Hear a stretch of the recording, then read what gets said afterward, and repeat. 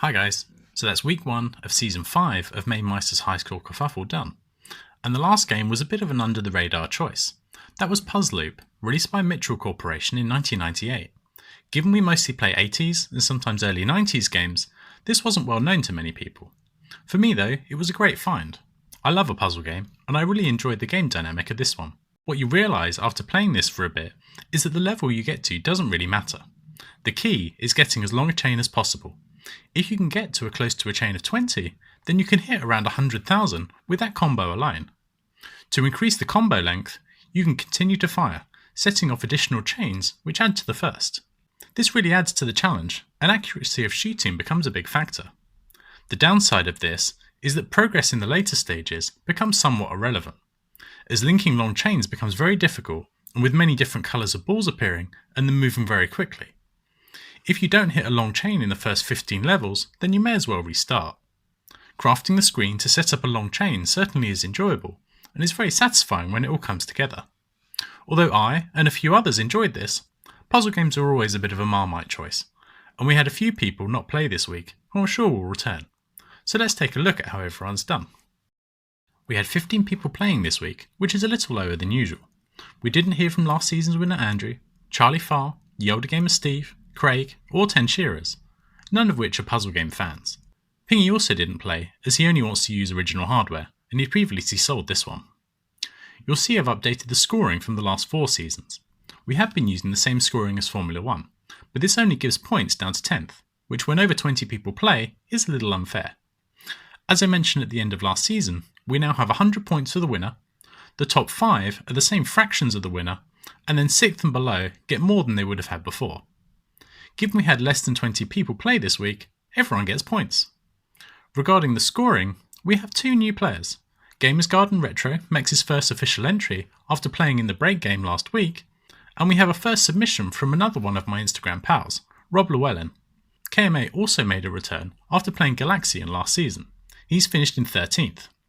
Below him are Mike and Paul, neither of which had much interest in this game. Gamers Garden Retro has got his first points with the 12th place finish, and our other new player Rob Llewellyn is just ahead in 11th. Mark is in 10th, and you can see his run on YouTube. Our chooser of the game, Retrotron 2084, is in 7th, a little off his PB of over 100,000. Bob was a little quiet last season, but he has a good score here in 6th.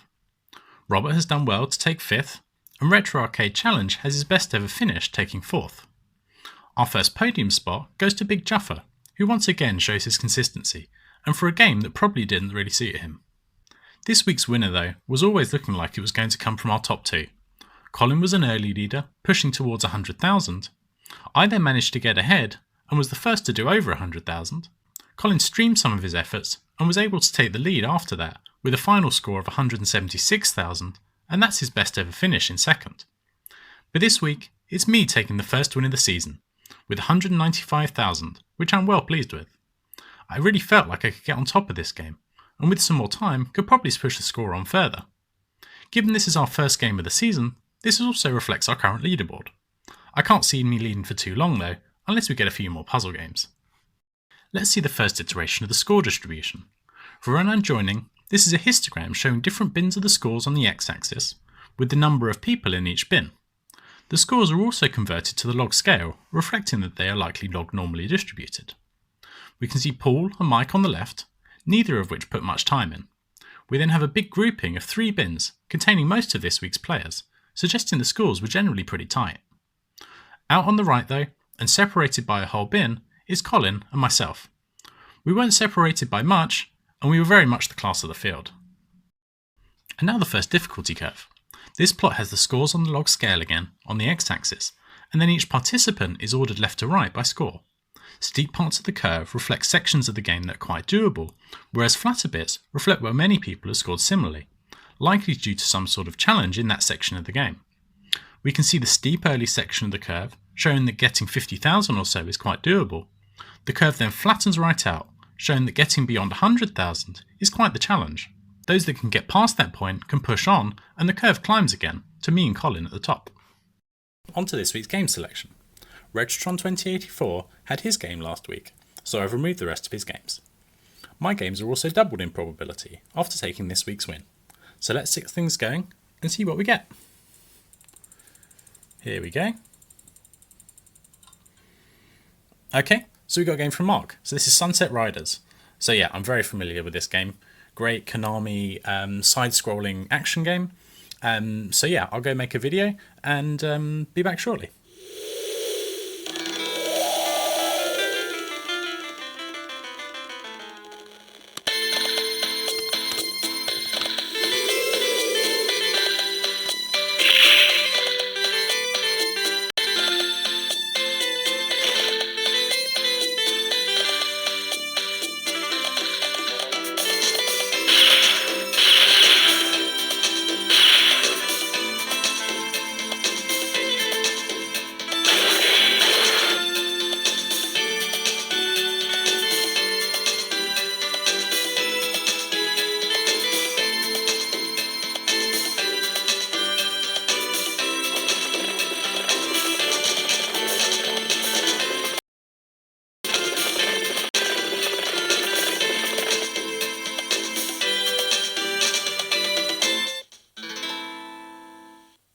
So this week's game is an absolute classic from Konami. Sunset Riders was released in 1991 and is a side-scrolling run and gun. Konami were totally killing it with games of this type around this time.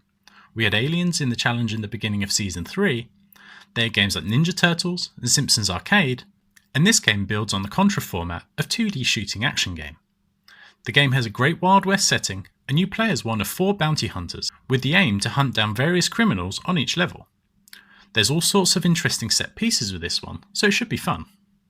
The controls are an 8-way joystick for moving and firing, and then 2 buttons for shoot and jump. We'll be using the 4-player EAC ROM. The 3-character code for Konami games refers to the region first, Europe in this case, then major and minor revisions. So this is the first version and the 3rd revision, which are the same as what Twin Galaxies uses. We'll be using the default settings and a single credit. This game is probably the easiest to accidentally use too many credits, as it just adds more lives. I'll ask everyone to be super vigilant that they've only added 1 credit at a time. So I hope you all enjoy playing some Sunset Riders. I think this could be a bit of a time sink. I'll be back next week with the scores and another game selection. See you then.